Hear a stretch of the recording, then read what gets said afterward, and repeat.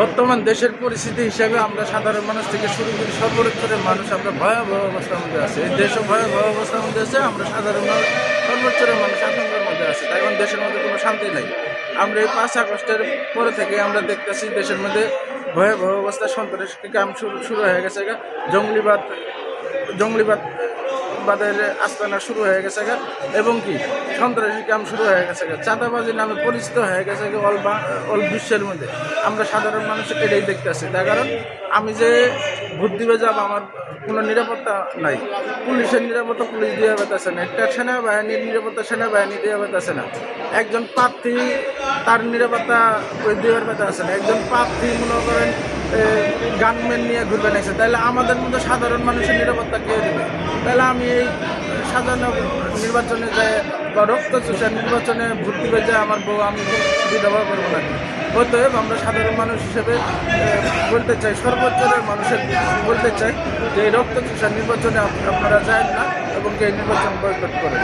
আর যারা মনে করেন ভোট দিবে যাবেন, যাদের জীবনের কোনো মায়া নাই বা যাদের সংসারের কোনো মায়া নাই, পরিবারের কোনো মায়া নাই, তারাই ভোট দিবে যাবে। কিন্তু আমরা সাধারণ মানুষ, আমরা যারা পরিশ্রম করে খাই বা আমরা যারা সৎ টাকা উপার্জন করি, আমরা এই সাধারণ নির্বাচনে আমরা ভোট দিতে যাব।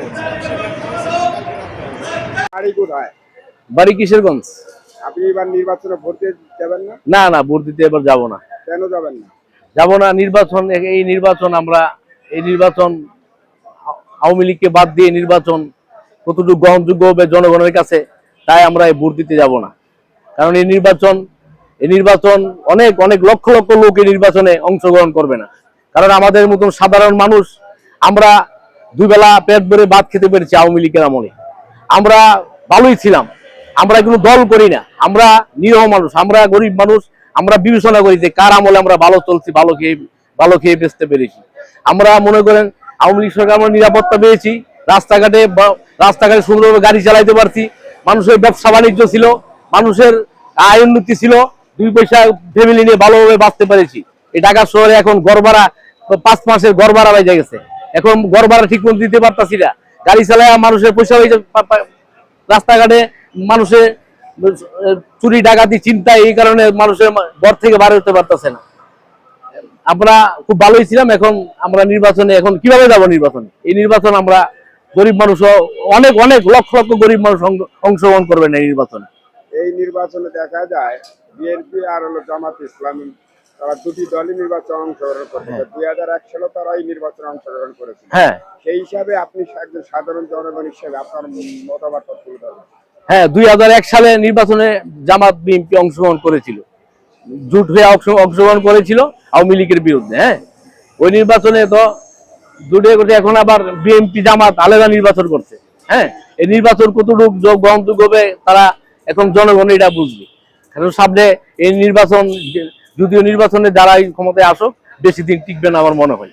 কারণ সাধারণ মানুষের অংশগ্রহণ নাই এই নির্বাচনে। এই নির্বাচনে গরিব মানুষের অংশগ্রহণ নাই, সাধারণ মানুষের অংশগ্রহণ নাই। এই নির্বাচন কতটুকু টিকবে, 6 মাস 1 বছর টিকবে কিনা সন্দেহ আছে। কারণ আমরা চাই সব দলের অংশগ্রহণ, নির্বাচন সব দলে অংশগ্রহণ করবে, একটা উৎসবমুখর নির্বাচন হবে, সেই নির্বাচনে সাধারণ মানুষ অংশগ্রহণ করবে। আপনারা সাধারণ মানুষ বলতে চাচ্ছেন যে এই নির্বাচন উৎসবমুখর পরিবেশ হচ্ছে না বিধায় আপনি আপনার নির্বাচনের ভোট আপনি প্রয়োগ থেকে বিরত থাকবেন। হ্যাঁ, এই সাধারণ মানুষের কৃষি কামার কুমার, এই সাধারণ মানুষ অংশগ্রহণ নাই নির্বাচনে, তাই এই নির্বাচনে অংশগ্রহণ আমি করব না। কারণ কেন করবে না? কারণ কি, নির্বাচন সাধারণ মানুষকে একটি বৃহৎ একটা রাজনৈতিক দল আওয়ামী লীগ, তাকে বাদ দিয়ে নির্বাচন। আওয়ামী লীগ কিন্তু নিষিদ্ধ করেছে এই সরকার। নিষিদ্ধ করেছে এই সরকার, তো কার্যক্রম নিষিদ্ধ করেছে। এই সরকার নিষিদ্ধ করবে কেন? এত বড় একটা দল জামাত ইসলাম যদি নির্বাচন করতে পারে এই দেশে, আওয়ামী লীগ কেন পারবে না এই দেশে নির্বাচন করতে? আওয়ামী লীগের দেখা যায় ফেসবুকে তারা সক্রিয়, কিন্তু মাঠ পর্যায়ে আওয়ামী লীগের কোনো সক্রিয় কোনো। হ্যাঁ, মাঠ পর্যায়ে আমরা দেখেছি, আমরা রাজনীতি এই ঢাকা শহর প্রায় 30 বছর গাড়ি চলে, আমরা দেখেছি আওয়ামী লীগের রাজনীতি, আমরা দেখেছি সবার রাজনীতি দেশে দেখেছি। কারণ আওয়ামী লীগের ফেসবুকে থাকবে না, আওয়ামী লীগ মাঠেই থাকবে। আওয়ামী লীগের সময় এলে গরিব মানুষের দল এলো আওয়ামী লীগের দল, সাধারণ কৃষি কুমার কামার। হ্যাঁ, অতি সত্যি আসবে ইনশাল্লাহ। কারণ আমরা কিন্তু দল করি না, আমরা সাধারণ ভোটার, একটা দলকে সাপোর্ট করতে পারি। কিন্তু অতি সহজে হবে, 6 মাস 1 বছর টিকবে কিনা নির্বাচন সন্দেহ আছে, কারণ আওয়ামী লীগ মানে নামবে ইনশাল্লাহ। একজন সাধারণ জনগণ বলেছেন যে এই নির্বাচন টিকবে কিনা, আমরা তার মতামত নিয়েছিলাম। উনি বলতে আসলে ওনার বাড়ি কিশোরগঞ্জে, উনি নির্বাচনে ভোট দিয়ে যাবেন, এই নির্বাচনের সম্মত পরিবেশ হবে না বিধায় ওনার ভোট থেকে উনি বিরত থাকবেন। কিন্তু আসলে সরকার বলছে নির্বাচন উৎসবমুখর পরিবেশ হবে এবং আইন শৃঙ্খলা বাহিনী সঠিকভাবে তার দায়িত্ব পালন করবে। এই বিষয়ে আপনার মতামত? এই বিষয়ে দেখবেন তো নির্বাচন কালকে তো আগামীকালকে নির্বাচন, দেখবেন সহিংসতা কিভাবে সারা বাংলাদেশের এই নির্বাচন মানুষের হাতে গ্রহণযোগ্য মানে কেন্দ্রে কেন্দ্রে এই নির্বাচনে আওয়ামী লীগ যে নির্বাচন করছে, কয়েকটা নির্বাচন 2-3টা নির্বাচন করলো, ওই নির্বাচনের থেকেও খারাপ হবে এই নির্বাচন। ধন্যবাদ। আর বর্তমান নির্বাচন নিয়ে কাল ধরেন ত্রয়োদশ জাতীয় সংসদ নির্বাচন, এই নির্বাচনে আপনি কিভাবে দেখেন সাধারণ একজন জনগণ হিসেবে? আমি সাধারণ জনগণ হিসাবে এই নির্বাচনটারে ভালোভাবে দেখি, কারণ এই নির্বাচনটা আমি সাধারণ জনগণের মধ্যে থেকে যেটা বলতেছে, নির্বাচনটা গ্রহণযোগ্য আমার কাছে না। কারণ গ্রহণযোগ্য এই কারণে না, যেহেতু আওয়ামী লীগ বাংলাদেশের একটা বৃহত্তম একটা 1 নম্বর একটা দল, এই দলটারে বাদ রাইখা যেহেতু নির্বাচন করতেছে, তাহলে এই নির্বাচনটা কোনোভাবেই বৈধ হইতে পারে না।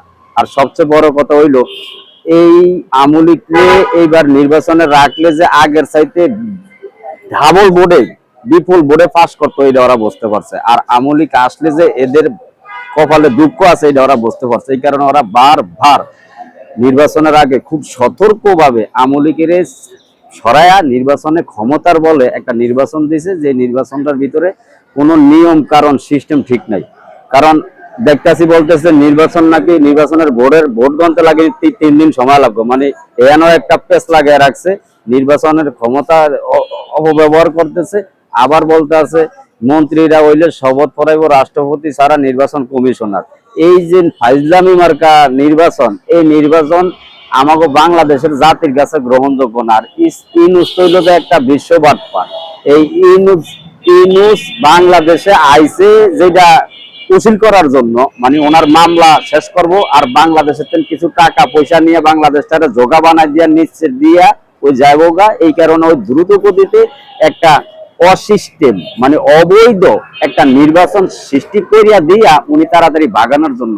আমি মনে করব যদি এদের সাহস থাকে, এখনো সময় আছে, এদের যদি সাহস থাকে যে আওয়ামী লীগকে নিয়ে নির্বাচন করুক। আওয়ামী লীগ নিয়ে নির্বাচন করলে ওরা 4 ভাগের 1 ভাগ ভোট পাইবে সবাই মিলে, আর 3 ভাগ পাইবে আওয়ামী লীগ। কারণ আওয়ামী লীগ এবার 24-এর পরে ভোট আরো বাইরে গেছে, কারণ আওয়ামী লীগ কি জিনিস সাধারণ পাবলিক বুঝে গেছে। এবং কি আর ওই সন্ত্রাসীরা জানে যে আসলে আওয়ামী লীগের পক্ষে জনগণ বেশি, ওরা তো সন্ত্রাসী কার্যকলাপ করতে পারে না দেখে 17 বছর এই আওয়ামী লীগের সিস্টেমে খেদাইছে। কিন্তু আওয়ামী লীগ যে বাংলাদেশের জন্য একটা রূপকার, বাংলাদেশের উপকার করে, বাংলাদেশ উন্নয়ন করে, এইটা এই সন্ত্রাসীরা বুঝতে পারছে। আর এরা বুঝতে পারছে জনগণ বুঝে গেছে যে আওয়ামী লীগ একটা ভালো দল। এই কারণে ওরা আওয়ামী লীগকে কোনোভাবেই মানে আসতে দিতেছে না, বাদ রেখে নির্বাচন করতেছে। এই নির্বাচন আমি প্রত্যাখ্যান করলাম, এই নির্বাচনে ভোট দেব না। কারণ আমাকে 7.5 কোটি ভোটারের এই ডক্টর ইউনূস এই দেশ ধ্বংসকারী ওই আমাকে 7.5 কোটি আওয়ামী লীগের ভোটারের বাক স্বাধীনতা হরণ করছে, আমাকে অধিকার কায়রা নিছে। ওই হলো একটা দেশ ধ্বংসকারী। এই নির্বাচন আমার কাছে গ্রহণযোগ্য না। আমি একজন সাধারণ জনগণ হিসাবে আমি এই নির্বাচনকে প্রত্যাখ্যান করলাম। আপনি এই নির্বাচনে ভোট দিতে যাবেন না? কোনোভাবেই যাবো না। কেন যাব? কাকে নির্বাচন দিব? আমার দলই যেহেতু নাই, নৌকা যেই আওয়ামী লীগ বাংলাদেশ স্বাধীন করিয়া আমাকে বাংলাদেশের একটা মাতৃভূমি দিছে, সুন্দর একটা দেশ দিছে, পাকিস্তান হানাদারের থেকে রক্ষা করিয়া, সেই দেশে যদি আবার পাকিস্তানি বাস্তবায়ন হয়, তাহলে আমাকে দশা তো সে 71-এর পূর্বে যা ছিল তাই হইব। তাহলে আমরা কেন 71-এর রাজাকারের ভোট দিতে যাবো? কোনোভাবে 71-এর রাজাকারের ভোট আমরা বাঙালিরা কখনো দিব না। এদেরকে ভোট দিব যারা পাকিস্তানি বিচারটা, যারা পাকিস্তানের পক্ষ করে, যারা 71 এই পাকিস্তানের পক্ষ নিছে, তারা ভোট দিব। কোন বাঙালি, অরিজিনাল বাঙালি কখনো এই জামাত শিবির রাজাকারের ভোট দিতে পারে না, আর এই ভোটও মাইনা নিতে পারে না। আমি একজন বাঙালি হিসাবে, কারণ আমি আমার দাদার থেকে, আমি আমার নানির থেকে 71-এর নির্মম ইতিহাস শুনছি। আমি দেখি নাই, কিন্তু তাদের কাছ থেকে শুনছি এই পাকিস্তানিরা যে শিশু বাচ্চা করে নিয়ে আগুনে ফেলছে, আগুনে ধরেছে, সুন্দর সুন্দর নারী করে নিয়ে পাকিস্তানের কাছে উড়াই দিছে, পাকিস্তানের হানাদারের কাছে উঠেছে। এটি আমার নানির থেকে, নানার থেকে ইতিহাস শুনছে। এবং আমাকে আশেপাশে আরো যারা ময়মুরব্বী ছিল এখনো বাইচে আছে, তারা যে বলছে এগুলি তো অবাস্তব না। তারা ইতিহাস বলতে যায় চোখের পানি পর্যন্ত পড়ে গেছে যে এই পাকিস্তানিরা এত নির্মম ভাবে বাঙালির উপর অত্যাচার করছে। এগুলি আমরা শুনছি, আমরা দেখি, আমরা কখনো মা বাবা দাদা দাদি এদের এই কষ্টের কথা আমরা বলতে পারি না। তো বাঙালি হিসাবে আমি কখনো এই পাকিস্তানের সাপোর্ট করব না, এই পাকিস্তান রাজাকার এই জামাত শিবিরের সাপোর্ট করব না। যেহেতু এই আরে মিয়া ৭১-এ যারা পরাজিত শক্তি, এরা যদি বাংলাদেশের নির্বাচনে অংশগ্রহণ করতে পারে, তাহলে যেই দেশ জন্ম দিল আওয়ামী লীগ কেন বাংলাদেশে নির্বাচন করতে পারবো না? এটার কারণটা কি? সাধারণ জনগণের কাছে আমার প্রশ্ন একটাই, আপনারা কেন বুঝতে চেষ্টা করেন না? যেই বাংলাদেশ জন্ম দিয়েছে আওয়ামী লীগ, সেই আওয়ামী লীগের বাজায়গা কেন নির্বাচন দিয়েছে? অথচ যেই বাংলাদেশের বিপক্ষে খাটছে জামাত শিবির রাজাকারেরা, অথচ তারাই বাংলাদেশ আজকে রাজ্যত্ব নির্বাচন করতেছে। এই নির্বাচন আমি কখনোই মানি না, এই নির্বাচন প্রত্যাখ্যান করলাম। আর আরেকটা আছে যে ডক্টর ইউনূস, এটা তো ওর মাধ্যমে হয়েছে, ওই একটা চাল করতে, ওই তো বাংলাদেশি টাকা মারিয়া দিছে আর শেখ হাসিনা ওর নামে মামলা দিছে। ওই একটা আসামি হয়ে বাংলাদেশে আইসা জামাত শিবিরের লোকে হাত করিয়া, বিদেশি গুলোকে হাত করিয়া এই বাংলাদেশটারে ধ্বংস করার জন্য যে পরিকল্পনা নিয়ে আইছে, ওই পরিকল্পনা সাকসেস করে ওই যাইব, এটা হলো ওর পরিকল্পনা। কিন্তু আমি জনগণ হিসাবে সকল জনগণকে বলবো, আপনারা এখনো সময় আছে, একে যাইতে দিবেন না। এ বাংলাদেশটার ধ্বংস করিয়া যাইলে আমাকে এই খেসালত দিতে হবে, কারণ বাংলাদেশে আর কিছু নাই, সব লয়ে গেছে। উনি এবং ওনার উপদেষ্টারা সহকারে বাংলাদেশে জানে ওনার কাম সব হাতে নিয়ে এখন মনে করেন এই কিছু কিছু এনসিবির নেতা বাবাজা বিটকয়েন বলে জমা হয়েছে। ওরাই বলে 20 কোটি টাকা লাগে একজন এমপি প্রার্থী ভোট করতে, তাহলে ওরা 20 কোটি টাকা পাইলো কই? এই বাঙালির টাকা ঢোকা মারিয়া ওরা মনে করেন নির্বাচন করতেছে। তাহলে এই দেশে আমি এই ভোট চাই না, আমি এটার বিচার চাই। বাংলাদেশ ধ্বংস করছে যে এটার বিচার চাই, ডক্টর ইউনূসের কাছে এটার বিচার চাই। ডক্টর ইউনূস কেন আমাকে বাংলাদেশটারে এইভাবে সরকার কইটা দিল, এটার বিচার চাই। ভোট চাই না, ভোট পরের হিসাব, ডক্টর ইউনূসের কাছে বিচার চাই।